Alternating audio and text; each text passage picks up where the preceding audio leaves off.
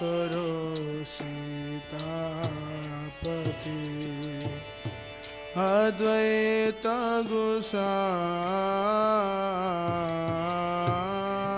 दया करो सीता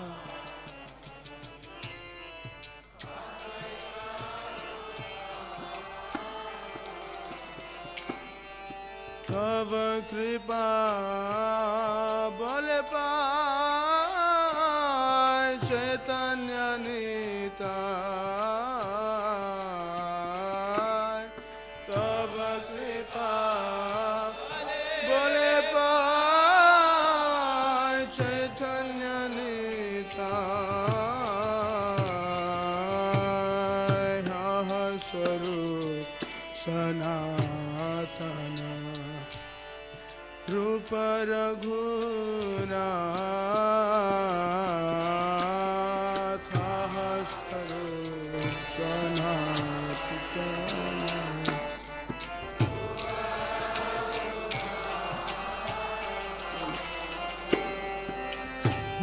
भट्ट जुग श्री जीवा प्रभु लोकनाथ भट्ट जुगा श्री जीवा प्रभु लोकनाथ दया करो श्रियाचार्य प्रभु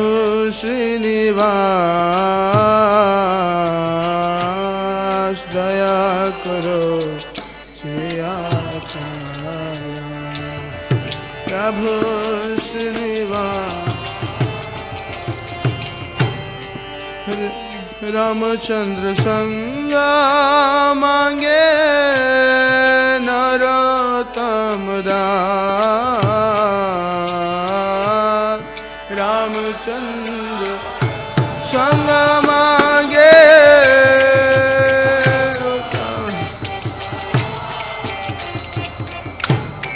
श्री कृष्ण चैतन्य प्रभु दया करो मोरे श्री कृष्ण चैतन्य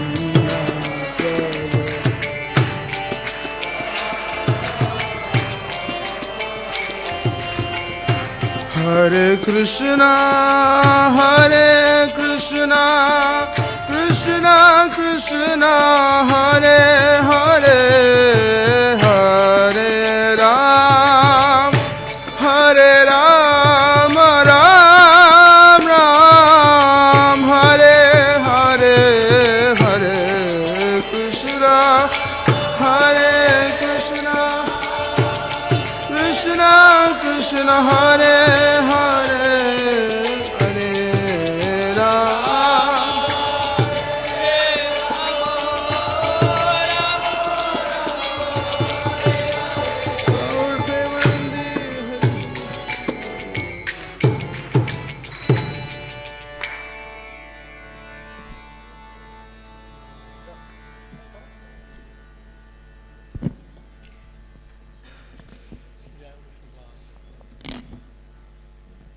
जय ओम विष्णुपाद परमहंस परिव्रजकाचार्य अष्टोत्तर शत हिज डिवाइन ग्रेस of चरणारविंद भक्ति वेदांत स्वामी शिल प्रभुपाद की श्री श्री राधा पार्वती भगवान की श्री श्री गौर निताय की श्री श्री सीताराम चंद्र हनुमान की निताय गौर प्रेमानंदे all glories to assembled devotees Hare Krishna all glories to assembled devotees Hare Krishna all glories to Shri Guru and Gauranga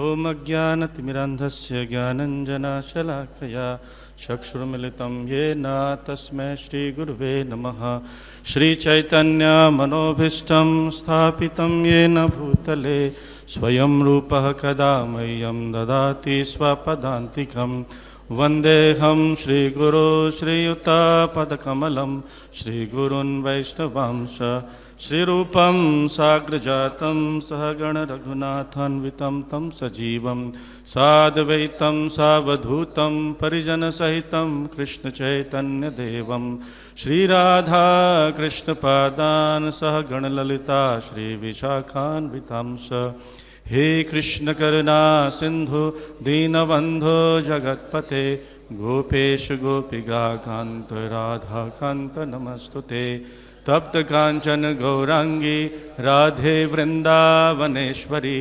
वृषभानुसुते देवी प्रणमामि हरिप्रिये वाञ्छाकल्पतरुभयश्च कृपा सिन्धुभयेव च पतितानां पावनेभ्यो वैष्णवेभ्यो नमो नमः।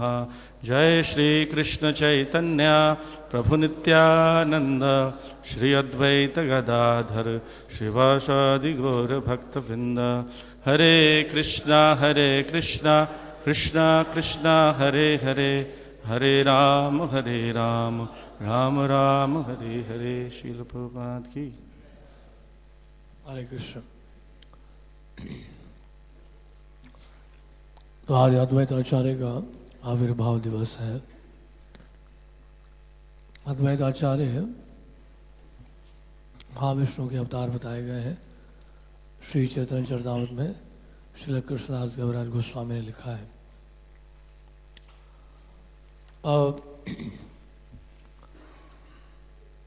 अद्वैत आचार्य को सदाशिव का भी अवतार बताते हैं। सदाशिव और महाविष्णु का संयोग। सदाशिव जब प्रधान के रूप में ये सृष्टि होती है, अव्यक्त रूप में, अनमैनिफेस्टेड फॉर्म जब होता है इस सृष्टि का, यानी भौतिक तत्वों का, 24 तत्वों का, तो उस समय सदाशिव क्या करते हैं, महाविष्णु दृष्टिपात करते हैं। महाविष्णु दृष्टिपात करते हैं इस भौतिक सृष्टि के ऊपर, जो अव्यक्त रूप में है, प्रधान के रूप में है। प्रधान ही बाद में महत्तत्व बनता है। प्रधान का मतलब होता है unmanifested form of material energy. 24 elements जब अव्यक्त रूप में होता है उसको प्रधान कहते हैं। और जब महाविष्णु की दृष्टि पड़ जाती है और वही प्रधान व्यक्त हो जाता है, उसको महत्तत्व कहते हैं। तो जो दृष्टि है, जो दृष्टि जो पड़ती है महाविष्णु की, वो दृष्टि है सदाशिव। तो इस तरह से ये दोनों का ही संयोग है। तो यहाँ पर इसलिए बताया गया है कि अद्वैत आचार्य ये भगवान के अवतार है, महाविष्णु के अवतार है। ऐसे पर ये श्लोक आता है श्री चैतन्य चरितामृत में, पंचतत्वात्मकं कृष्णम भक्त रूप स्वरूपगम भक्तावतारम भक्ताख्यम नमामि भक्त शक्तिगम। पंचतत्वात्मकम। तो इसमें जो श्री चैतन्य महाप्रभु हैं वो स्वयं कृष्ण है, ठीक है। नित्यानंद प्रभु हैं वो स्वयं बलराम है। अद्वैताचार्य वो महाविष्णु के अवतार है। इस तरह से इसको समझना। गदाधर पंडित श्रीमती राधारानी के अवतार, श्रीवास पंडित नारद मुनि के अवतार है। तो ये पंचतत्व है।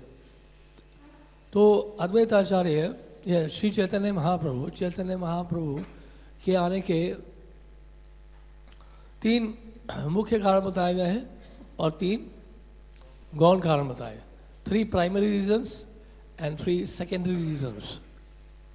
तो जो पहला जो गौण कारण है, सेकेंडरी रीजन आपको पहले बता रहे हैं, युग धर्म की स्थापना करना, हरि नाम संकीर्तन जो युग धर्म है इसकी स्थापना करना, ये एक गौण कारण है, मुख्य कारण नहीं है, ये सेकेंडरी रीजन, ठीक है।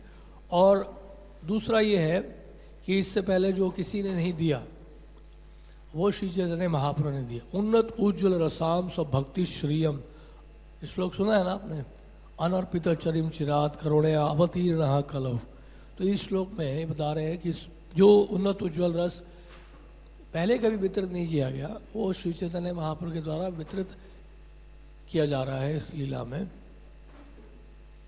तो ये क्या है, ये भी एक सेकेंडरी रीजन है, ये भी प्राइमरी रीजन नहीं है। और थर्ड बता रहे हैं जो गौण कारण है, सेकेंडरी रीजन है, वो है अद्वैताचार्य का जो आविर्भाव हुआ है वो किस लिए हुआ है? उन्होंने भगवान का आह्वान किया, भगवान श्री कृष्ण का आह्वान किया तुलसी दल और गंगा जल के माध्यम से भगवान की उन्होंने उपासना की और उन्होंने अपने सिंहनाद के द्वारा भगवान कृष्ण को इस धरती में आने के लिए उन्होंने प्रार्थना की। तो ये भी एक क्या है, सेकेंडरी रीज़न। अब मुख्य कारण क्या है? तीन इच्छाएं जो श्री कृष्ण की पूरी नहीं हो पाए ब्रज लीला में, उन इच्छाओं को पूरा करने के लिए भी श्री चैतन्य महाप्रभु आए हैं। राधा रानी की जो प्रणय महिमा है, प्रेम की महिमा है, उसका स्वयं आस्वादन करने के लिए, ये प्राइमरी रीज़न है, मुख्य कारण, ठीक है। और जिस तरह से श्रीमती राधा रानी श्री कृष्ण के रूप माधुरी का रसास्वादन करती हैं, उस तरह से श्री कृष्ण करना चाहते हैं, दूसरा कारण ये। और तीसरा कारण क्या है? जिस तरह से उस रसास्वादन में जो श्रीमती राधा रानी को जो आनंद प्राप्त होता है, उस आनंद की भी अनुभूति या रसास्वादन करना चाहते हैं श्री कृष्ण। ये 3 प्राइमरी रीजन्स हो गए। पहले हो गए 3 गौण कारण। तो अभी आपको सर्वप्रिया को पढ़ के सुनाएंगे अद्वैताचार्य के बारे में। हरे कृष्ण। हरे कृष्ण।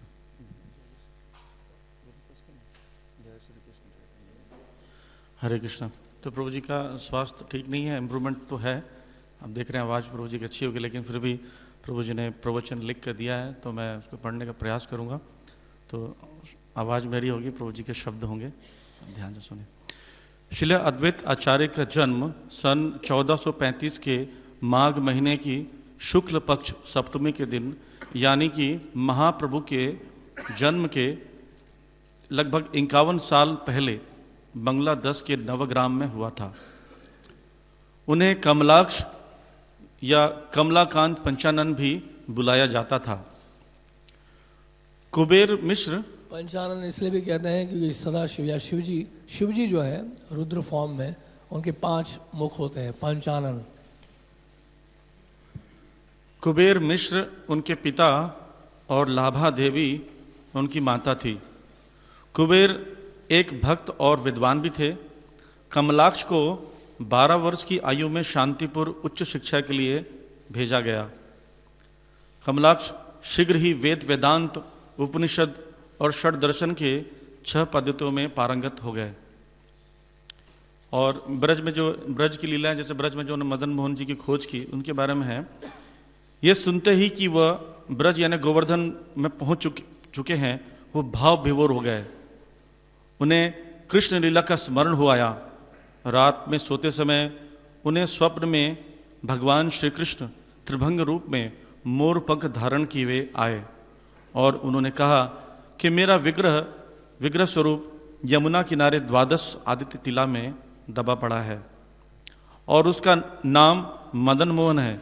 जैसे ही आप थोड़ा खुदाई करेंगे वो प्रकट होगा।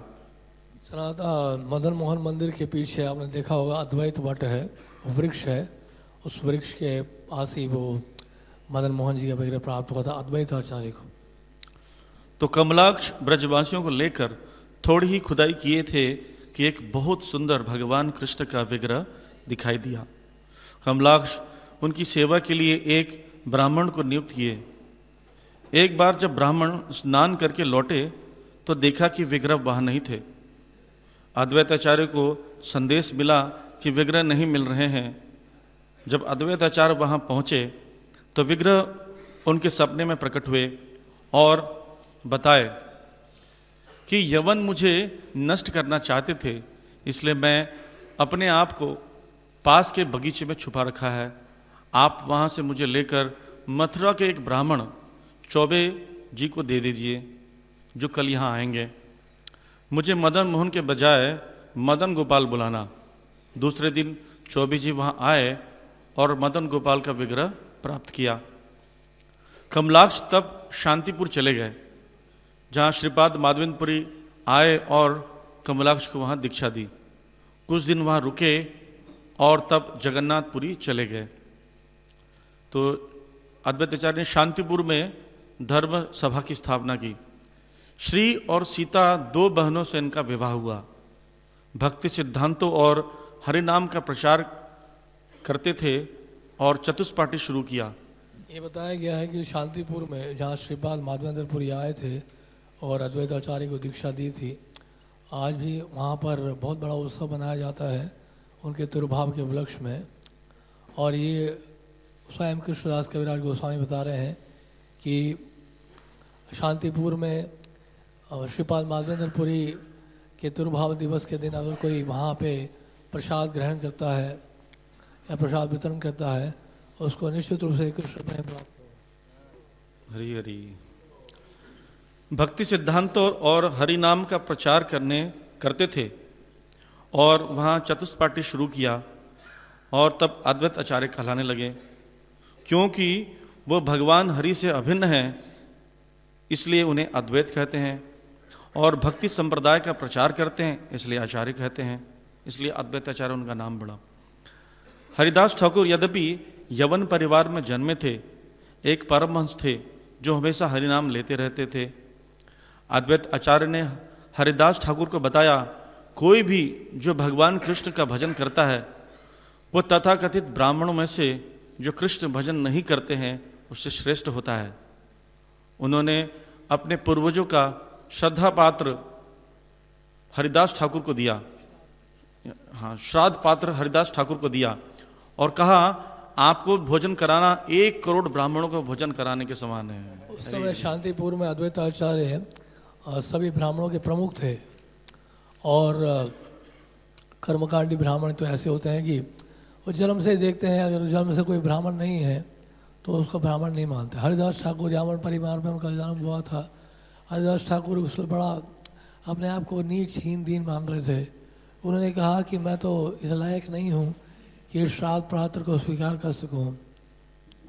लेकिन अद्वैत आचार्य ने यही बात कही कि आपको अगर मैं ये प्रसाद खिलाता हूँ तो कितना 10 करोड़ 1 करोड़ हाँ 1 करोड़ ब्राह्मणों को खिलाने के बराबर है। हरे कृष्ण। हरे कृष्ण। नवद्वीप में वैष्णव समाज की स्थापना, उन्होंने चतुष्पाठी की स्थापना की, जिसमें श्रीवास, शुक्लांबर, गंगादास, चंद्रशेखर, मुरारी और विश्वरूप सदस्य बने। उस समय नवद्वीप की बुरी हालत देखकर अद्वैत आचार्य का हृदय पिघल गया और वो कृष्ण का आह्वान करने लगे। अद्वैत आचार्य तुलसी और गंगाजल, चंदन आदि से शालिग्राम शिला की पूजा आरंभ कर दी और जोर जोर से आंसुओं के साथ हुंकार लगाते। उनकी हुंकार शेर की दहाड़ जैसी थी, अतः लोग उन्हें अद्वैत सिंह कहने लगे। उन्होंने कहा, मैं तब तक चैन से नहीं बैठूंगा जब तक कि वैकुंठपति को पतितात्माओं के उद्धार के लिए पृथ्वी पर नहीं अवतरित करा लूं। उनको नाड़ा भी कहा जाता था अद्वैत आचार्य को। नाड़ा का मतलब यही होता है कि जो से जैसे नगाड़े बजाते हैं ना, जो से उच्चारण करते हैं भगवान को बुलाने के लिए। उन्होंने कहा, मैं तब तक चैन से नहीं बैठूंगा जब तक कि वैकुंठपति को पतितात्माओं के उद्धार के लिए पृथ्वी पर नहीं अवतरित करा लूं। मेरा नाम अद्वैत सिंह तभी सत्य होगा जब मैं ऐसा कर पाऊंगा। भगवान श्री कृष्ण निमाई के रूप में आविर्भाव। भगवान कृष्ण सन 1486 में जगन्नाथ मिश्र के पुत्र विशंभर के रूप में प्रकट हुए। जब निमाई 5 वर्ष के थे तो सची माता ने विश्वरूप को बुलाने के लिए उन्हें भेजा। विश्वरूप अद्वैत आचार्य के पास नियमित रूप से जाया करते थे। निमाई अद्वैत आचार्य की तरफ बार बार देख रहे थे। अद्वैत आचार्य उनकी सुंदरता से मोहित हो गए और आश्चर्यचकित हो गए कि यह इतना आकर्षक बालक कौन है। निमाई एक महान विद्वान के रूप में बड़े हुए, लेकिन जब वह गया से लौटे तो भक्ति की प्रचंड तरंग के द्वारा उन्मत्त हो गए और कभी कभी वह भगवत आवेश में आ जाते थे। अद्वैत आचार्य ने सोचा, यदि ये पूर्ण पुरुषोत्तम भगवान श्री कृष्ण हैं और हमारी प्रार्थना सुनकर गोलोक से पतित आत्माओं के उद्धार के लिए आए हैं, तो ये वो उनके घर पर दर्शन देने के लिए अवश्य आएंगे। भक्तों के बीच में तो हमने सुना है कई बार हास्यप्रद कथाएं हमने कई सुनी होंगी, लेकिन विशुद्ध तत्वों के बीच में भी हास्यप्रद लीलाएं होती हैं, तो ये आपको सुनने को मिलेगा। अद्वैत आचार्य निमाई की पूजा कृष्ण के रूप में करते थे। निमाई अद्वैत आचार्य के चरणों की धूलि ले लिया करते थे। एक दिन निमाई गदाधर को साथ लेकर अद्वैत आचार्य के घर गए, जहाँ वह गंगा जल, तुलसी आदि चीज़ों से शालिग्राम की पूजा कर रहे थे। अद्वैत आचार्य जोर जोर से ऊंचे स्वर में हुंकार करते हुए गोलोक के स्वामी को पुकार रहे थे। जैसे ही निमाई ने उन्हें देखा, निमाई तुरंत भावावेश में आ गए और चेतना शून्य हो गए। अद्वैत आचार्य ने उनकी स्तुति की, स्तोत्रों से की। जैसे ही निमाई बाहरी चेतना में आए तो उन्होंने अद्वैत आचार्य को अपने पैरों में बैठे देखा, आंखों में आंसू लिए पूजा करते हुए देखा। निमाई उठे और अद्वैत आचार्य की चरण धूलि को अपने मस्तक पर ले लिया और कहा, कृपया अपने चरण कमलों को मेरे सिर पर रखकर आशीर्वाद दे दें कि मैं माया के समुद्र को पार कर भवबंधन से मुक्त हो जाऊं। अद्वैत आचार्य बहुत आहत हुए और कहा, नहीं नहीं प्रभु, ऐसा मत कहिए। मैं जान गया हूं आप कौन हैं, आप अपने आप को मुझसे छिपा नहीं सकते। अद्वैत आचार्य का संशय और निमाई का पूर्ण पुरुषोत्तम भगवान के रूप में दर्शन, जो आगे वर्णन है। अद्वैत आचार्य आश्चर्यचकित थे कि यदि निमाई भगवान है तो वह मेरे समक्ष स्वयं को क्यों नहीं प्रकाशित कर रहे हैं, वह क्यों मेरे तथा अन्य वैष्णवों के पैर छूते हैं और आशीर्वाद मांगते हैं। अद्वैत आचार्य परीक्षा करने के विचार से शांतिपुर आकर रहने लगे। और यहाँ पे एक बात बताना भूल गए, चतुष्पटी यहाँ पे जो वर्णन आया था, अद्वैत आचार्य ने उसकी स्थापना की थी और उनके घर में, अद्वैत आचार्य घर में प्रत्येक दिन कथा होती थी, भागवत कथा होती थी। तो विश्वरूप जो चैतन्य महाप्रभु के बड़े भाई थे, वो रोज जाते और वहाँ पे कथा सुनते, कथा सुनाते। तो कुछ समय के बाद हमने सुना है कि कैसे विश्वरूप ने संन्यास लिया और चले गए। तो शची माता को बड़ा दुख हुआ और शची माता बहुत सोच में पड़ गई, चिंता में पड़ गई कि ऐसा ना हो कि मेरा दूसरा लड़का भी, निमाई भी संन्यास लेके चले जाए। ये अद्वैत, इनका नाम तो अद्वैत है, लेकिन वास्तव में मुझे तो लगता है ये द्वैत से भरे हुए हैं। मेरे लिए तो ये माया स्वरूप है। मेरे एक पुत्र को ले गए और दूसरा पुत्र भी चला जाएगा। इस प्रकार में मन में अपराध की भावना आ गई कि अद्वैत आचार्य के कारण ही विश्वरूप जो है वो संन्यास लेके गए। अब ऐसा ना हो कि निमाई भी चला जाए।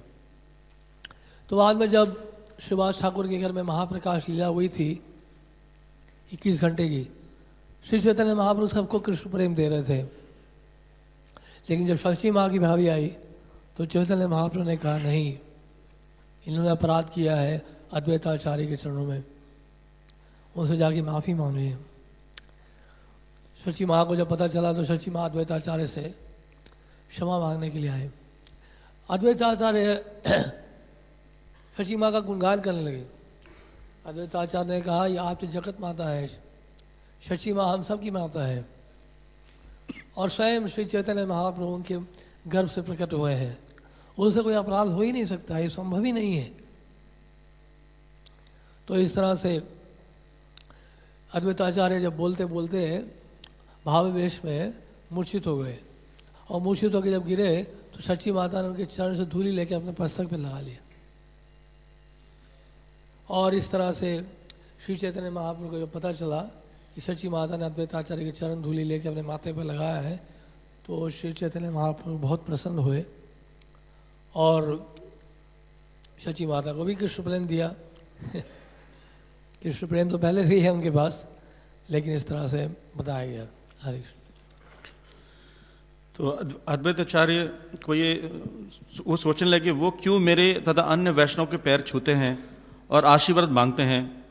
अद्वैत आचार्य परीक्षा करने के विचार से शांतिपूर्वक कर रहने लगे और दूर से उनकी प्रतिक्रिया देखने लगे कि नवाई अवश्य ही उन्हें खोजने का प्रयास करेंगे। तो श्रीवास आंगन में एक कीर्तन मंडली बनाई गई और प्रत्येक रात्रि श्रीवास के घर पर कीर्तन होता था। निमाई ने भगवत आवेश में आकर श्री राम को कहा, आप अद्वैत आचार्य के पास शांतिपुर जाओ और बताओ कि जिनके प्राकट्य के लिए वो प्रार्थना कर रहे थे वह अवतरित हो चुके हैं और उनकी पूजा के लिए अद्वैत आचार्य को अपनी पत्नी के साथ बुलाओ। जब श्री राम शांतिपुर पहुँचे तो अद्वैत आचार्य ने कहा कि मैं इतना मूर्ख हूँ जो विश्वास कर लूँगा कि ये छोटा सा लड़का निमाई भगवान है? कौन से शास्त्र में कहा गया है कि भगवान कृष्ण नवद्वीप में प्रकट हुए हैं? ऐसा उन्होंने कहा। श्री राम ने उत्तर दिया, आपकी प्रार्थना सुनकर वो गोलोक से प्रेमा भक्ति का वितरण करने के लिए आए हैं और आपको आपकी पत्नी के साथ बुलाया है। अद्वैत आचार्य ने आनंद पूर्वक नृत्य करना आरंभ कर दिया और तीव्रता से अपनी पत्नी के साथ नवद्वीप जाने के लिए तैयार हुए। हरि हरि। अद्वैत आचार्य ने श्री राम से कहा, रोमाई, मैं नंदन आचार्य घर जा रहा हूं, तुम जाओ और उन्हें बता देना कि अद्वैत आचार्य नहीं आए। मैं जानता हूं, मैं चाहता हूं कि वो कैसे मुझ तक पहुंचते हैं। निमाई का अवश्य ही मेरे सिर पर अपने चरण कमलों को रखना होगा, अगर अपने आप को भगवान के रूप में दिखाना चाहते हैं तो। महाप्रभु भगवान विष्णु के सिंहासन पर बैठे थे। निमाई ने कहा, अद्वैत आचार्य नंदन आचार्य घर में छुपे हुए हैं, उन्हें तुरंत यहाँ ले आओ। ये संदेश अद्वैत आचार्य के पास पहुंचा और अब उनका सारा संशय दूर हो गया। वो भावावेश में श्रीवास के घर के लिए निकल पड़े। अद्वैत आचार्य महाप्रभु के ऐश्वर्य को देखकर स्तंभित हो गए। तब महाप्रभु ने अपने ऐश्वर्य को खींच लिया और अद्वैत आचार्य से कहा, आचार्य देखो, पतित आत्माओं के कष्टों को देखकर आप दुखी थे, आपने मेरा आह्वान किया, मैं आ गया हूँ, अब चिंता मत करो, अब आप स्वतंत्रता पूर्वक प्रेम का वितरण कर सकते हैं। महाप्रभु अत्यधिक प्रसन्न थे और अपने श्री चरणों को अद्वैत आचार्य तथा उनकी पत्नी के सिर पर रख दिया। हरि हरि। अद्वैत आचार्य ने कहा, यदि आप मुझे वरदान देना चाहते हैं, यह वरदान दीजिए कि आपका प्रेम वितरण करते समय किसी भी व्यक्ति को नीच होने के कारण अपनी कृपा से वंचित नहीं करेंगे। महाप्रभु ने कहा, ऐसे ही होगा आचार्य, अब आप नृत्य करो, ऐसा कहा। यद्यपि अद्वैत आचार्य वृद्ध थे, फिर भी उन्होंने भावावेश में नृत्य किया। अद्वैत आचार्य का कृष्ण का दर्शन पाकर कृतार्थ होना। अद्वैत आचार्य वापस शांतिपुर आए। कुछ समय के बाद फिर से वह संशय में पड़ गए। वह श्रीवास के घर गए। निमाई उस समय भगवत आवेश में नहीं थे। अद्वैत आचार्य ने श्रीवास के कान में कुछ खुशुर फुसुर की। महाप्रभु ने कहा, आप दोनों चुपके चुपके किस बारे में बातें कर रहे हैं, क्या मुझे बताओगे? श्रीवास ने कहा, अद्वैत आचार्य कहते हैं, आपने वह श्याम सुंदर रूप नहीं दिखाया जो आपने नित्यानंद प्रभु को दिखाया था।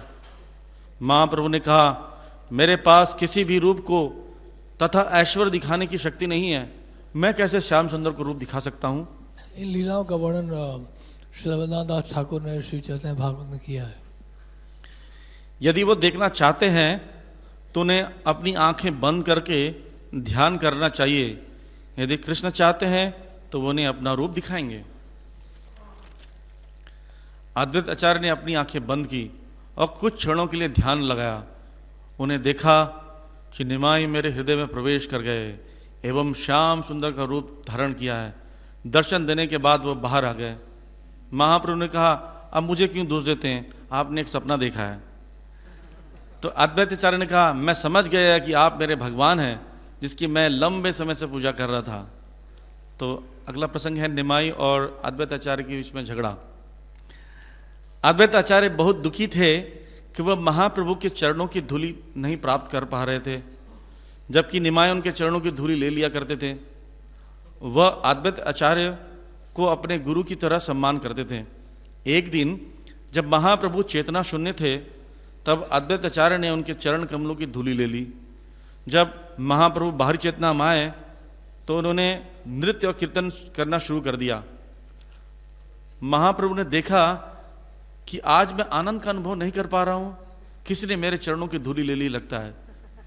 तो अद्वैत आचार्य ने कहा, जब चोर को कोई वस्तु नहीं मिलती है तो उसे चुरा लेता है, और मैं वही चोर हूं जिसने आपके चरण कमलों की धूलि चुरा ली है। मुझे क्षमा कर दीजिए, यदि आप इसे सहन नहीं कर सकते तो मैं दोबारा ऐसा कभी नहीं करूंगा। महाप्रभु ने कहा, आप प्रेम भक्ति के भंडार हैं, फिर भी आप इतने लालची हैं कि आप एक तुच्छ व्यक्ति से प्रेम चुरा रहे हैं। बहुत अच्छा, अगर आप एक चोर हैं तो मैं एक डाकू हूं। उन्होंने जबरदस्ती अद्वैत आचार्य का पैर पकड़कर अपने सिर पर रगड़ दिया। हरि हरि। जो मायावादी दार्शनिक हैं वो तो इसकी कल्पना भी नहीं कर सकते हैं कि इस प्रकार की लीलाएं हो सकती हैं आध्यात्मिक जगत में, क्योंकि उनका पूरा जीवन तो सोहम या हम ब्रह्मास्मि कहते कहते बीत जाता है। तो कितने नीरस होते हैं सोच के देखिए आप। लेकिन ये लीलाओं से पता चलता है कि कितना आनंद है और कितना वहाँ पे व्यक्तिगत संबंध है, यहाँ तक कि विष्णु तत्वों के बीच में भी। तो इस प्रकार जब उनको सम्मान मिला आचार्य अद्वैत आचार्य को, तब अद्वैत आचार्य ने सोचा कि मैं अपना अनादर करने के लिए महाप्रभु को बाध्य करूंगा। अद्वैत आचार्य शांतिपुर गए और प्रत्येक दिन देवदास की सभा में योग वशिष्ठ पढ़ने लगे। वो भक्ति से ऊपर ज्ञान की स्थापना करने लगे। एक दिन निमाई नित्यानंद प्रभु के साथ शांतिपुर गए। उन्होंने अद्वैत आचार्य से पूछा, बताओ क्या श्रेष्ठ है, ज्ञान या भक्ति? अद्वैत आचार्य ने उत्तर दिया, ज्ञान श्रेष्ठ है। जैसे ही महाप्रभु ने सुना, घूसे और पांव से अद्वैत आचार्य पर प्रहार करने लगे और घसीट कर पैरों के नीचे लाया और प्रहार करने लगे पैरों से। अद्वैत आचार्य की पत्नी सीता देवी यह देखकर भयभीत हो गई, चिल्लाने लगी, प्रभु ये क्या कर रहे हैं, ये बूढ़ा आदमी मर जाएगा, इन्होंने क्या गलती कर दी है। महाप्रभु पीटना चालू रखा, उन्होंने जमीन पर फेंक दिया और कहने लगे, भक्ति के प्रचार के लिए मुझे गोलोक से बुलाकर अब ये भक्ति के ऊपर ज्ञान की स्थापित कर रहे हो। अद्वैत आचार्य खड़े हुए और भावावेश में नाचने लगे और कहा, आप मेरे भगवान हैं और मैं आपका सेवक। आपने मुझे अपने सेवक के रूप में स्वीकार कर लिया। आपने मेरी स्तुति के बजाय मुझे दंड दिया है। मेरे चरणों की धूलि लेकर आपने मुझे प्रताड़ित किया। आपने जबरदस्ती अपनी चरण धूलि मेरे संपूर्ण शरीर पर रगड़ दिया है। महाप्रभु का क्रोध शांत हुआ, वो मुस्कुराए। आचार्य, मैं आपको यह वरदान देता हूं कि अगर कोई एक क्षण के लिए भी आपके शरण लेता है तो मुझे बहुत प्रिय होगा, भले ही वो मेरे प्रति हजारों अपराध किए हो। हरि हरि।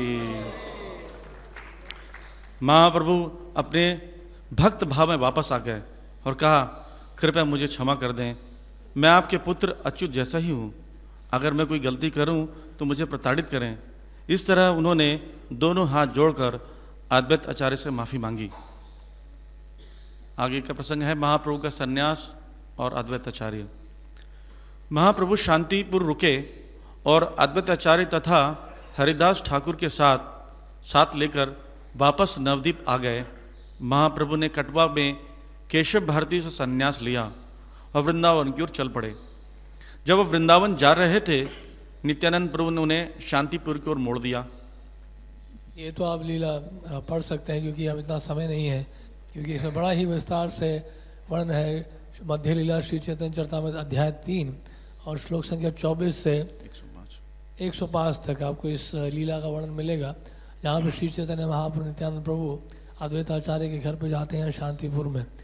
नित्यानंद प्रभु चैतन्य महाप्रभु को धोखे से शांतिपुर लेके आते हैं। उनका विचार था वृंदावन जाने का, और वहाँ देखकर उन्होंने सोचा कि यमुना जी हैं, तो एकदम से छलांग मारा उन्होंने, स्नान करने लगे। तो बाद में उनको पता चला रही है तो शांतिपुर आ गए हैं। तो नित्यानंद प्रभु बहुत गुस्सा हुए कि आपने मुझे धोखा दिया है। वृंदावन कह रहे थे वृंदावन जाएंगे, अब यहाँ पे ले आइए, तो गंगा जी हैं, यमुना जी थोड़ा है।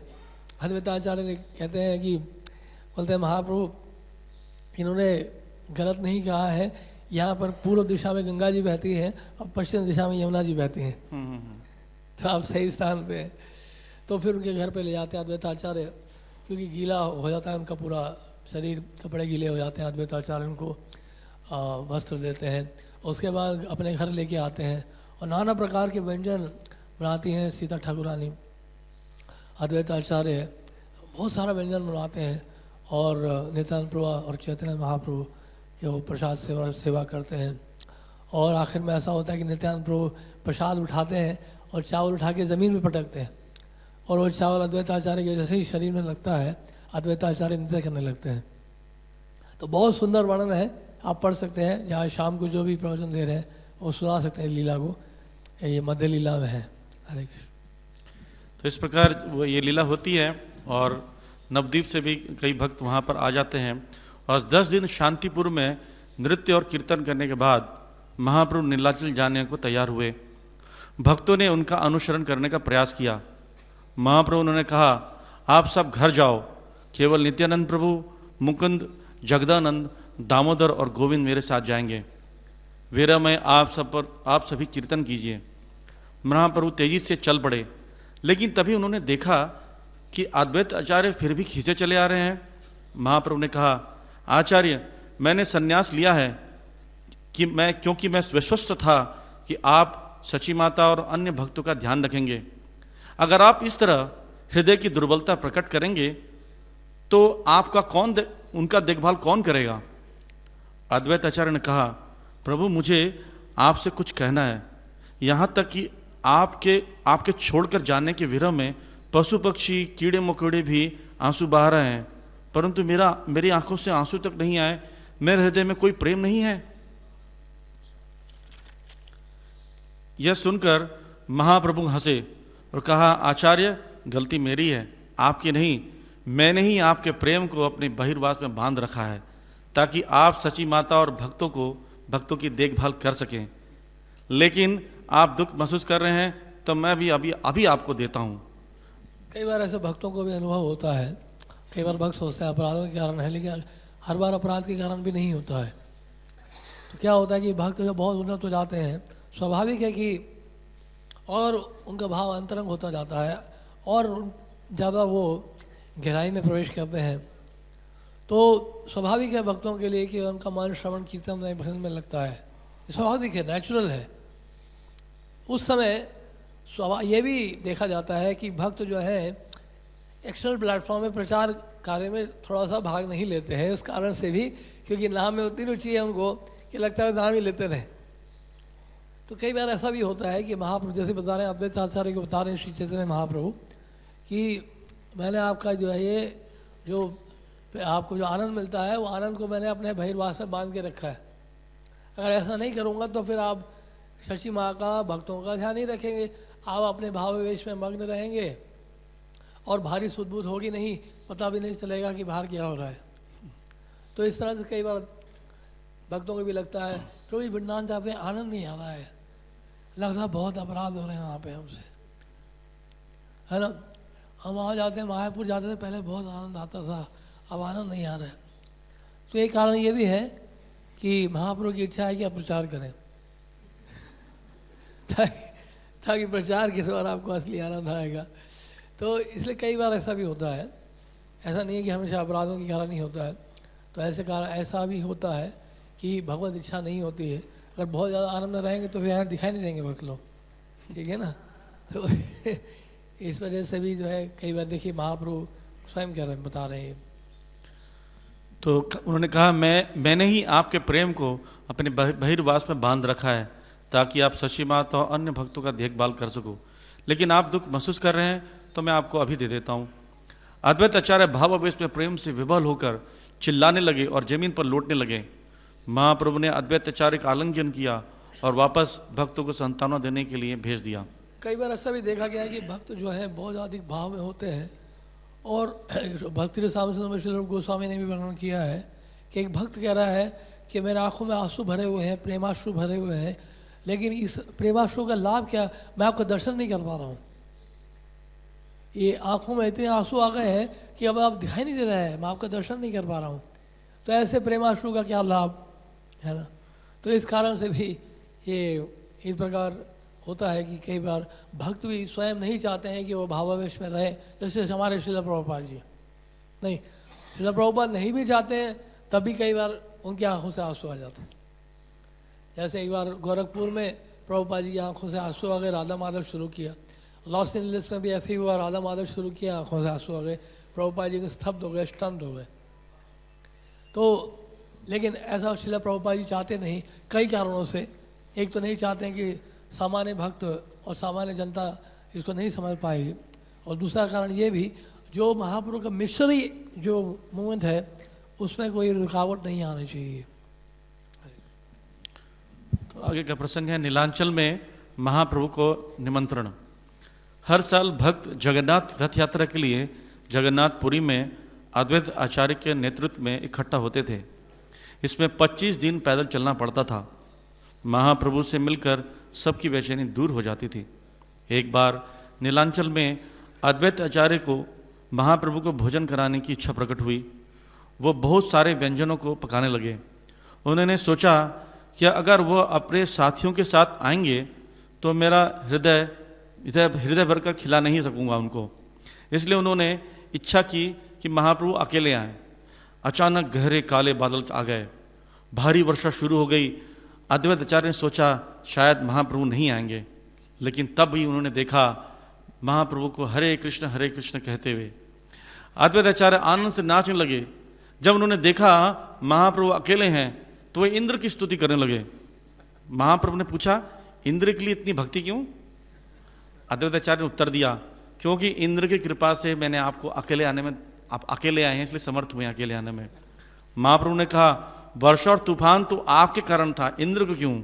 यहाँ तक कि कृष्ण भी आपकी इच्छा पूर्ति करने के लिए बाध्य हैं। ये तूफान और बारिश का समय नहीं था, लेकिन फिर भी हुआ। अद्वैत आचार्य महाप्रभु के चरणों पर गिर पड़े और कहा, लोग मुझे अद्वैत सिंह करते हैं। अद्वैत जो शेर की तरह शक्तिशाली है, क्या शेर की शक्ति उसकी अपनी शक्ति होती है? वो शक्ति तो आपकी है। तो इस तरह स्थापित कर रहे हैं कि वास्तव में ये आपकी इच्छा से हो रहा है। अद्वैत आचार्य गौर कीर्तन प्रारंभ करते हैं। अद्वैत आचार्य जो है गौर कीर्तन में प्रारंभ किया उन्होंने। अद्वैत आचार्य ने सोचा गौर भजन से ज़्यादा आसानी से भौतिक अस्तित्व को पार किया जा सकता है। यद्यपि अद्वैत आचार्य भयभीत थे, फिर भी गौर कीर्तन की शुरुआत की। श्री चैतन्य नारायण करुणा सागर, दुखी तेरे बंधु प्रभु मोर दया कर। तो हे पतित एवं दुखी जीवात्माओं के रक्षक, मुझ पर कृपा कीजिए। एक दिन नीलांचल में उन्होंने कहा, आओ आओ हम ये कीर्तन करें। जैसा कि अद्वैत आचार्य ने आदेश दिया, भक्तगणों ने डर छोड़कर यह गौर कीर्तन करना आरंभ कर दिया। जैसे ही महाप्रभु ने सुना वे क्रोधित हो गए और अंदर चले गए। भक्त भयभीत थे कि वह नीलांचल को छोड़ देंगे। महाप्रभु ने श्रीवास से कहा, यह नया कीर्तन कौन सा था जो आपने आज शुरू किया था? श्रीवास ने कहा, प्रभु मैं जीव की स्वतंत्रता में विश्वास नहीं करता। आप हमारे स्वामी हैं और हम आपके सेवक, हम आपके द्वारा नियंत्रित हैं। हमने वही किया जो आपने हमें करने के लिए प्रेरित किया। महाप्रभु ने क्रोधित होकर कहा, अपराध आप करते हैं और जिम्मेदार मुझे ठहराते हैं। ये कई बार सांसारिक लोग इस तरह से कहते हैं। सांसारिक लोग ये कहते हैं हम जो पाप कर रहे हैं वो तो वास्तव भगवान ही हमसे करा रहे हैं, है ना। सब कोई भगवान का है, सब भगवत इच्छा से हो रहा है। कोई पत्ता भी नहीं हिल सकता भगवत इच्छा के बगैर। तो इसलिए हम जो पाप कर रहे हैं वो भी वही भगवान ही करा रहे हैं। तो ऐसी बात यहाँ पे श्रीवास ठाकुर कह रहे हैं कि हम जो गौर कीर्तन कर रहे हैं वो भी आप ही करा रहे हैं, है ना। अब महाप्रभु क्या बताते हैं, देखिए। तब वहाँ भक्तों का एक समूह गौर कीर्तन करते हुए आए। उन्होंने कीर्तन इस प्रकार आरंभ किया, जय श्री कृष्ण चैतन्य, जय सचल जगन्नाथ, जय सन्यासी श्री कृष्ण। श्रीवास बोले, हम आपके सेवक हैं, हम आपकी आज्ञा मानेंगे और जैसा आप चाहते हैं वही करेंगे, परंतु इन लोगों को कैसे रोका जाए? महाप्रभु बोले, पंडित आप में बड़ी शक्ति है, आप ही इन सबको यहाँ लेकर आए हो। श्रीवास हंसने लगे और कहा, आपने घर छोड़ा और स्वयं को बाहर प्रकाशित किया, ये आपकी कैसी अद्भुत लीला है। महाप्रभु ने कहा, श्रीवास आप इन लोगों को समझा दें कि कीर्तन करके वे एक अपराध कर रहे हैं। श्रीवास ने अपना दायां हाथ उठाया और महाप्रभु को देखने लगे। महाप्रभु ने कहा, मैं नहीं जानता आप इसके द्वारा क्या कहना चाहते हैं, ऐसे हाथ उठाया तो आपने।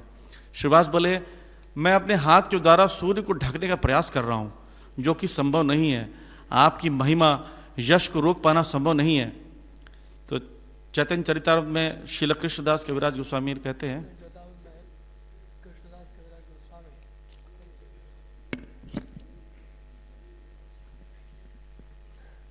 श्रील कृष्णदास कविराज गोस्वामी चैतन्य चरितामृत बता रहे हैं कि हरे कृष्ण महामंत्र का जब उच्चारण करते हैं तो उसमें अपराधों का विचार होता है, लेकिन गौर नित्यानंद के नाम उच्चारण में कोई अपराध का विचार नहीं है।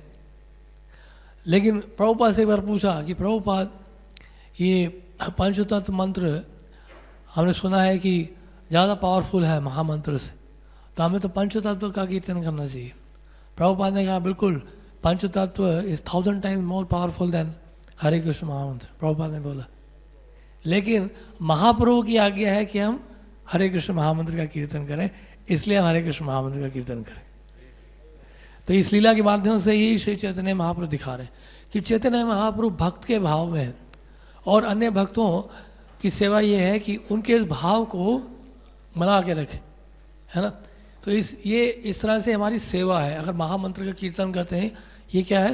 ये श्री चैतन्य महाप्रभु की सेवा है कि चैतन्य महाप्रभु ऐसे कीर्तन में नृत्य करेंगे, क्योंकि ये किसका कीर्तन है? राधा कृष्ण का कीर्तन है। तो महाप्रभु भी भक्त के भाव में इस संकीर्तन में भाग लेंगे हमारे साथ।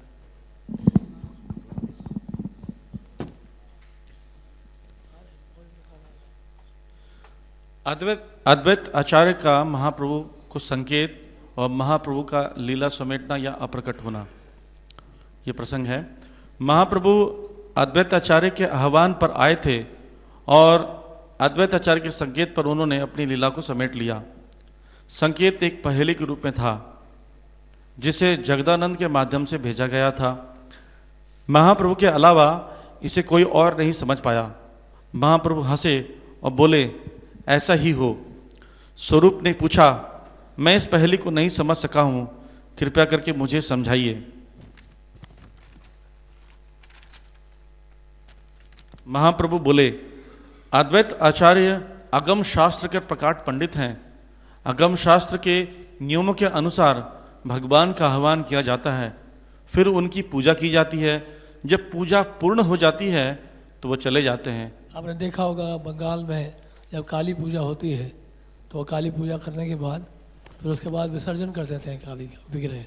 इस तरह बम्बई में भी, महाराष्ट्र में गणेश चतुर्थी मनाई जाती है और गणेश जी की बहुत पूजा होती है। नहीं, पूजा करने के बाद फिर क्या करते हैं? समुद्र में विसर्जित कर देते हैं। तो वही बात बता रहे हैं यहाँ पे। इस पहेली का अर्थ है, परंतु मैं ये नहीं समझ सका कि इसका वास्तविक अर्थ क्या है। तो अद्वैत आचार्य ने कहा, प्रभु, जिस उद्देश्य के लिए मैंने आपका आह्वान किया था अब वो पूरा हो गया है। सभी अब कृष्ण प्रेम से कृतार्थ हो गए हैं। आपके पवित्र नामों का कीर्तन भी अब स्थापित हो गया है, अतः आप गोलोक के लिए प्रस्थान कर सकते हैं। कुछ समय बाद महाप्रभु अप्रकट हो गए। अद्वैत आचार्य 15 वर्ष और रहे। वह 1549 में 115 वर्ष की आयु में अप्रकट हो गए। हमने सोचा था कि जल्दी समाप्त हो जाएगा, मतलब समय पर समाप्त होगा, लेकिन काफ़ी समय है हमारे पास। तो हम ये लीला भी आपको सुनाना चाह रहे हैं जो अभी बीच में रोक दिया था हमने। तो महाप्रभु नित्यानंद प्रभु अभी कहाँ पहुँचे हैं? शांतिपुर पहुँचे हैं। और महाप्रभु ने सोच लिया कि ये तो यमुना जी हैं और कूद पड़े थे, यमुना जी की स्तुति कर रहे थे। लेकिन बाद में जब पता चला ये तो गंगा जी हैं, तो नित्यानंद प्रभु के ऊपर क्रोधित हुए कि आप मुझे और शांतिपुर लेके आ गए, है ना, मैं तो आपको कहा था वृंदावन चलना है। तो अद्वैताचार्य वहाँ पहुँचे और अद्वैताचार्य ने क्या बोला कि गंगा जी पूर्वी दिशा में बह रही हैं और यमुना जी पश्चिम दिशा में बह रही हैं, तो आप यमुना जी में के पास ही हैं, चिंता मत करिएगा। तो अद्वैताचार्य फिर उनको अपने घर लेके आते हैं। ये लीला आप सुनेगा, अभी समय है। ऐसा भी आप फेस्टिवल है तो सामान उतर ले सकते हैं, ठीक है।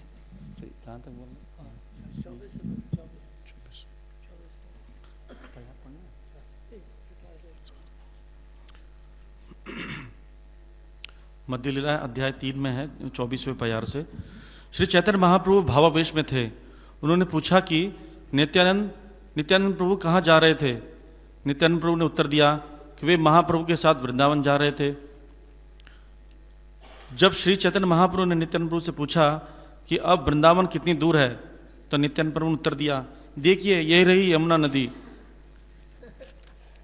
यह कहकर नित्यानंद प्रभु उन्हें गंगा नदी के पास ले गए और श्री चैतन्य महाप्रभु ने भावावेश के कारण गंगा नदी को यमुना नदी के रूप में स्वीकार कर लिया। महाप्रभु ने कहा, ओह कितना सौभाग्य है, आज मुझे यमुना नदी के दर्शन हुए। इस तरह गंगा को यमुना नदी मानकर उन्होंने उसकी स्तुति करनी प्रारंभ कर दी। स्तुति इस प्रकार है, हे यमुना नदी, तुम वह आनंदमय दिव्य जल हो जो नंद महाराज के पुत्र को प्रेम प्रदान करता है। तुम वैकुंठ लोक के जल के समान हो, क्योंकि तुम हमारे पूरे जीवन में किए गए सारे अपराधों एवं पाप फलों को नष्ट करने वाली हो। तुम संसार के लिए सभी मंगल वस्तुओं की जननी हो। हे सूर्यदेव की पुत्री, कृपया तुम अपने पुण्य कर्मों से हम सबको शुद्ध कर दो। ये श्लोक कवि कर्णपुर कृत चैतन्य चंद्रोदय नाटक से लिया गया है। इस मंत्र का उच्चारण करने के बाद श्री चैतन्य महाप्रभु ने नमस्कार करके गंगा नदी में स्नान किया। उस समय उनके पास एक ही कोपिन था, दूसरा कोई वस्त्र नहीं था। जब श्री चैतन्य महाप्रभु वहाँ दूसरे वस्त्र के बिना खड़े थे, तब अद्वैत आचार्य अपने साथ नया कोपिन तथा बहिर्वास लेकर नाव से आ गए दूसरी तरफ से। अद्वैत आचार्य आकर महाप्रभु के समस्त प्रस्तुत हुए और उन्हें नमस्कार किया। उन्हें देखा महाप्रभु को सारी परिस्थिति के विषय में संदेह होने लगा कि ये गंगा नहीं है, ये यमुना नहीं, गंगा जी करके। भावावेश में ही महाप्रभु ने अद्वैत आचार्य से पूछा, आप यहाँ क्यों आए? आपको कैसा पता लगा कि मैं वृंदावन में हूँ? अद्वैत आचार्य ने श्री चैतन्य महाप्रभु से यह कहकर सारी स्थिति स्पष्ट कर दी, आप जहाँ हैं वही वृंदावन है। यह तो मेरा परम सौभाग्य है कि आप गंगा नदी के तट पर आए हैं। तब श्री चैतन्य महाप्रभु ने कहा, नित्यानंद ने मुझे धोखा दिया है, वो मुझे गंगा के तट पर ले आए और मुझे बतलाया कि यमुना है। जब श्री चैतन्य महाप्रभु ने नित्यानंद पर धोखा देने का आरोप लगाया तो श्रील अद्वैत आचार्य ने कहा, नित्यानंद प्रभु ने आपसे जो कुछ कहा है वो झूठ नहीं है, आपने सचमुच अभी यमुना नदी में ही स्नान किया है। फिर अद्वैत आचार्य ने समझाया कि वह स्थान पर गंगा तथा यमुना दोनों साथ साथ बहती है। पश्चिम की ओर यमुना है और पूर्व की ओर गंगा है।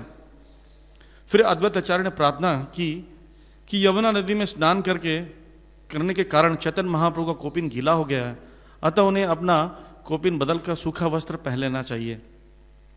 अद्वैत आचार्य ने कहा, कृष्ण प्रेम के भावावेश में आप 3 दिन तक अनवरत उपास करते आ रहे हैं, अतः मैं आपको अपने घर पर भिक्षा ग्रहण करने के लिए आमंत्रित करता हूं, आप मेरे घर चलें। अद्वैत आचार्य ने आगे कहा, मेरे अपने घर में मुट्ठी भर चावल पकाया है, तरकारियां भी अत्यंत सादी हैं, कोई भी विलास प्रिय व्यंजन नहीं है, केवल थोड़ा सा सूप है और कुछ शाक है। तो 12 बजे तक फास्टिंग है, लेकिन इसलिए कृष्णदास के राज गोस्वामी वर्णन करेंगे व्यंजनों का, आप सुने।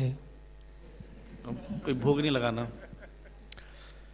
यह कहकर श्री अद्वैत आचार्य उन्हें नाव में बैठाकर अपने घर ले आए।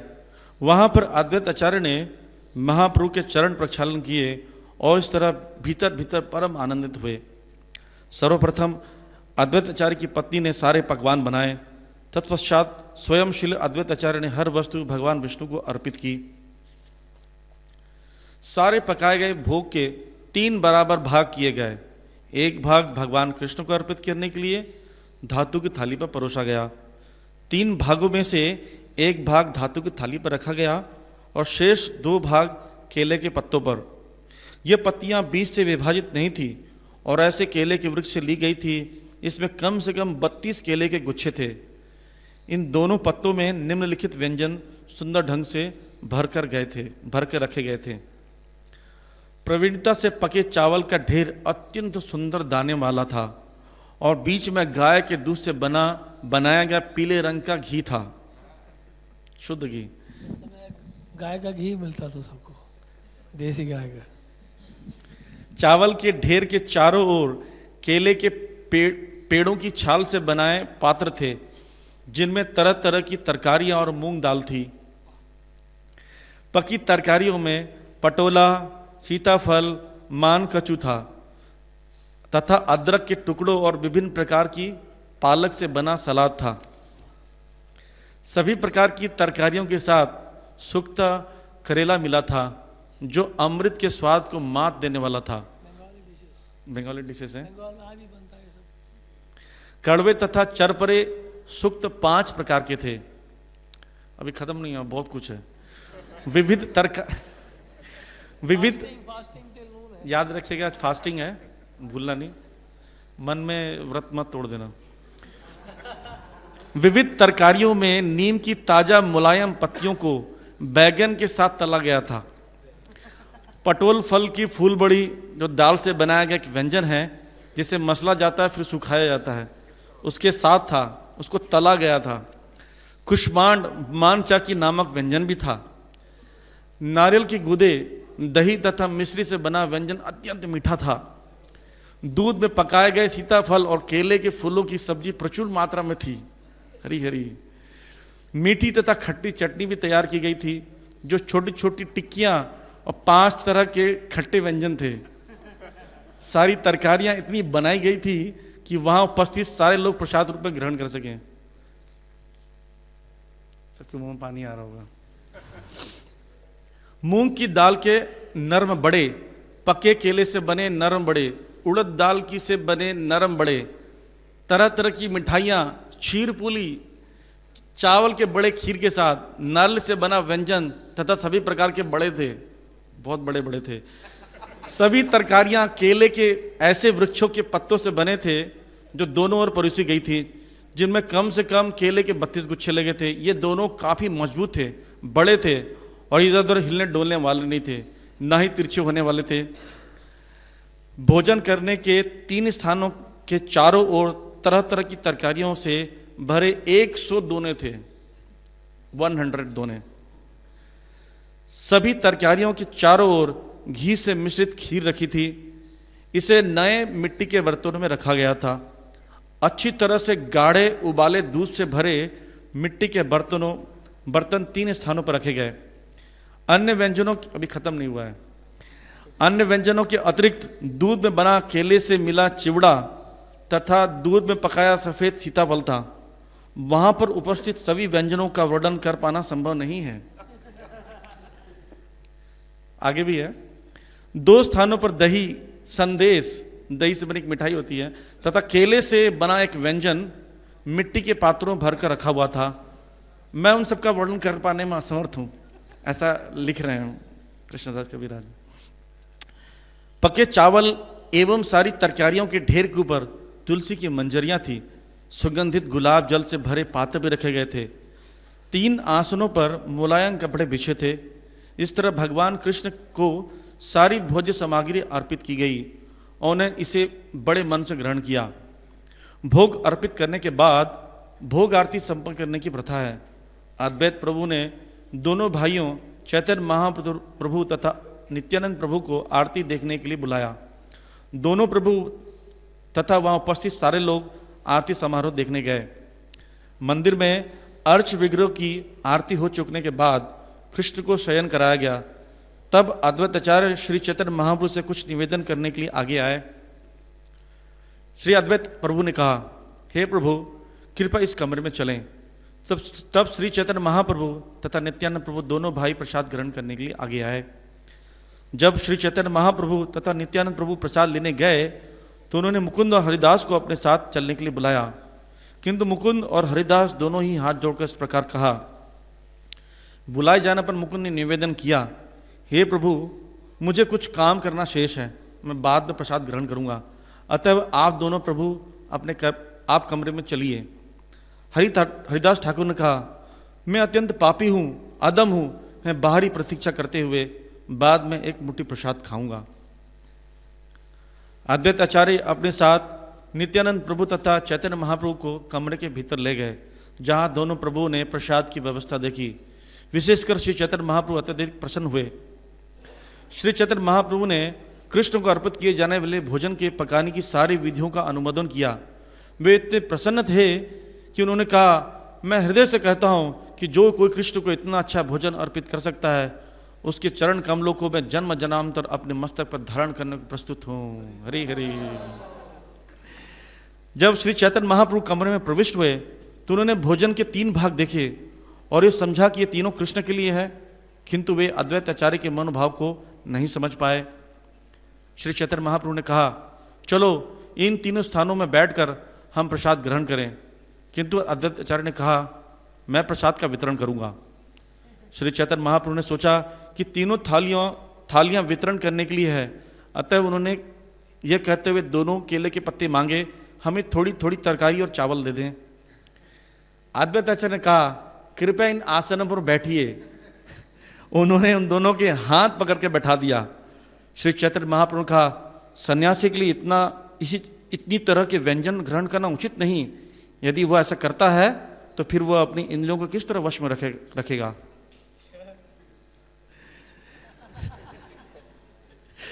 जब श्री चैतन्य महाप्रभु ने अपने पहले से परोसे भोजन को ग्रहण कर नहीं किया तो वह अद्वैत आचार्य ने कहा, कृपया अपना छल त्यागिए, मैं जानता हूं कि आप कौन हैं और मैं आपके द्वारा संन्यास लेने के रहस्य को भी जानता हूं।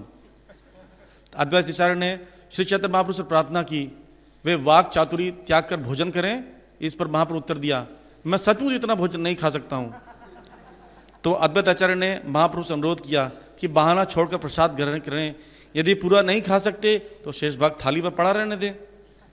श्री चैतन्य महाप्रभु कहा, मैं इतना भोजन नहीं खा सकूंगा और मैं सन्यासी का धर्म है कि वो झूठन ना छोड़े। इस संदर्भ में श्री अद्वैत आचार्य ने चैतन्य महाप्रभु द्वारा जगन्नाथपुरी में भोजन करने को उदाहरण दिया। भगवान जगन्नाथ और श्री चैतन्य महाप्रभु अभिन्न हैं। अद्वैत आचार्य ने बताया कि जगन्नाथपुरी में श्री चैतन्य महाप्रभु प्रतिदिन 54 बार खाते हैं और हर बार वे भोग के सैकड़ों पात्र ग्रहण करते हैं। श्री अद्वैत आचार्य ने कहा, 3 जन जितना खाते हैं वह आपके एक ग्रास के बराबर भी नहीं है। इस गणना के अनुसार ये खाद्य पदार्थ आपके पास 5 ग्रास के भी नहीं होंगे। इतना सारा व्यंजन था, 100 दो नहीं सोचे। अद्वैत आचार्य ने आगे कहा, यह मेरा परम सौभाग्य है कि आप मेरे घर पधारे हैं। कृपया बातें मत बनाइए, बातें छोड़कर भोजन करना प्रारंभ कीजिए। यह कहकर अद्वैत आचार्य ने दोनों प्रभु के हाथ धोने के लिए जल दिया।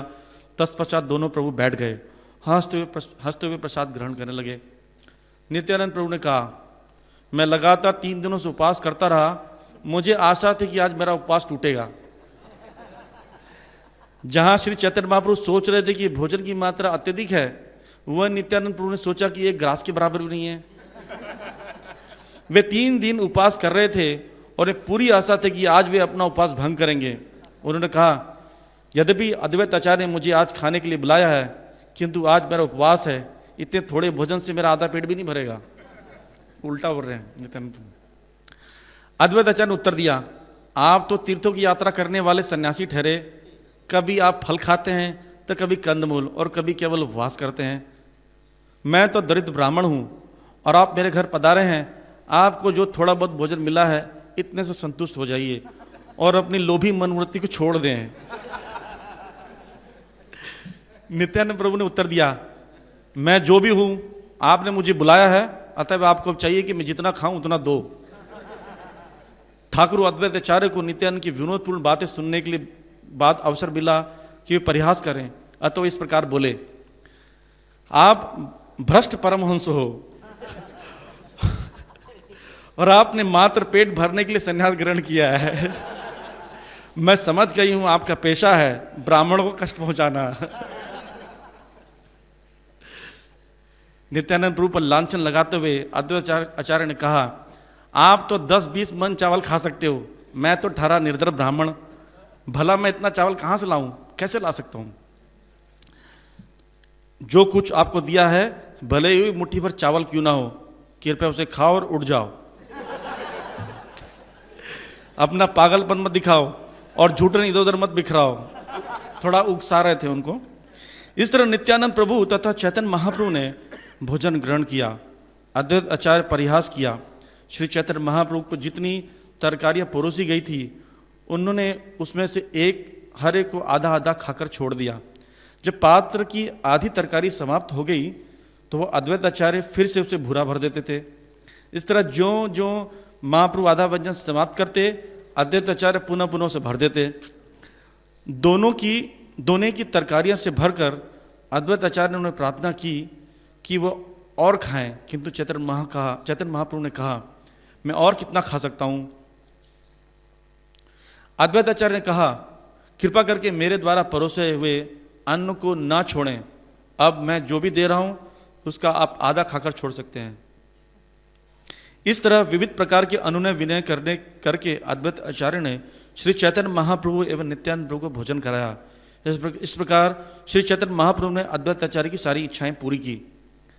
नित्यानंद प्रभु ने पुनः परिहास से कहा, मेरा पेट अब भी भरा नहीं है, अपना भोजन ले जाइए, मैंने इसमें से कुछ भी नहीं खाया है। यह कहकर नित्यानंद प्रभु ने एक मुट्ठी चावल लिया, उसे फर्श पर उनके आगे फेंक दिया, मानो वे क्रुद्ध हो रहे हो। तो इस फेंके हुए चावल के 2-4 दाने अद्वैत आचार्य के शरीर में लगे तो उसी तरह चावल लगे शरीर की तरह से नाचने लगे। जब नित्यानंद प्रभु द्वारा फेंके गए चावल को अद्वैत आचार्य के शरीर से स्पर्श हुआ तो आचार्य ने परमहंस नित्यानंद द्वारा फेंके गए उस उच्छिष्ट के स्पर्श से अपने आप को परम पवित्र माना, अतः वे नाचने लगे। अतः आचार्य ने हंसी हंसी में कहा, हे प्रिय नित्यानंद, मैंने आपको आमंत्रित किया और आपका फल भी मुझे मिल गया। आपकी कोई जातीय कुल निश्चित नहीं है, आपका स्वभाव से पागल हो। आपने मुझे भी अपने समान पागल बनाने के लिए मेरे ऊपर उच्छिष्ट फेंका है। आपको इसका भी डर नहीं हुआ कि मैं एक ब्राह्मण हूं? मतलब दोबारा वो भी पागल हो गए। नित्यानंद प्रभु ने उत्तर दिया, यह भगवान कृष्ण का उच्छिष्ट है। यदि आप इसे सामान्य झूठन समझते हैं तो आपने अपराध किया है। श्री नित्यानंद प्रभु ने आगे कहा, यदि आप 100 सन्यासियों को अपने घर बुलाकर उन्हें भरपेट भोजन कराएंगे तो आपका अपराध खंडित हो सकेगा। अद्वैत आचार्य ने उत्तर दिया, अब मैं कभी किसी सन्यासी को नहीं बुलाऊंगा, क्योंकि एक सन्यासी ने मेरे सारे ब्राह्मण स्मृतियों नियमों को कलुषित कर दिया है। मतलब नित्यानंद प्रभु ने। इसके बाद अद्वैत आचार्य ने दोनों प्रभुओं के हाथ मुंह धुलवाए, फिर उन्हें उत्तम शैया पर ले जाकर विश्राम कराने के लिए लिटा दिया। श्री अद्वैत आचार्य ने दोनों जनों को लौंग इलायची के साथ तुलसी मंजरी का सेवन कराया। इस तरह उनके मुख में सुगंध आने लगी। श्री अद्वैत आचार्य ने दोनों प्रभुओं के शरीर पर चंदन का लेप किया और फिर उनके वक्षस्थलों पर अत्यंत सुगंधित फूलों की माला पहनाई। जब महाप्रभु शैया पर लेट गए तो अद्वैत आचार्य उनके पांव दबाना चाहते थे, किंतु महाप्रभु को संकोच हो रहा था। अतः वे अद्वैत आचार्य को इस प्रकार बोले। अद्वैत आचार्य अधिकांश समय उन्होंने नवद्वीप में बिताया था। उनका शांतिपुर में भी घर था। अद्वैत जो श्रीवास ठाकुर का घर है उसके बिल्कुल नज़दीक ही अद्वैत भवन है। और लेकिन जब महाप्रभु संन्यास ले लिए थे तो अद्वैत आचार्य वापस फिर शांतिपुर में जाके रहने लगे। तो अद्वैत आचार्य की जय, शांतिपुर धाम की जय। हरे कृष्णा। तो आज हम लोगों ने बहुत ही रोचक प्रसंग सुना अद्वैत आचार्य के बारे में। अद्वैत का मतलब है जो दो ना हो, फिर भी दो हैं। विष्णु तत्व में जो है मतलब कितनी विविधताएं हैं, वैरायटीज़ हैं। इस प्रकार से उसका आनंद लेते हैं, भगवान लेते हैं आनंद। और हमने भी देखा कि मोहन रूप प्रभु भी जो है जब अद्वैत आचार्य का गुणगान कर रहे हैं तो उनके दो मुंह हो गए। तो दो मुखों से गुणगान कर रहे हैं, भक्ति में उन्नति हो रही है। एक मुख से जो सामान्य बातें बोलते हैं, दूसरे मुख से विशेष बातें बोलते हैं। श्री अद्वैत आचार्य आविर्भाव तिथि महामहोत्सव की जगत गुरु श्रील प्रभुपाद की।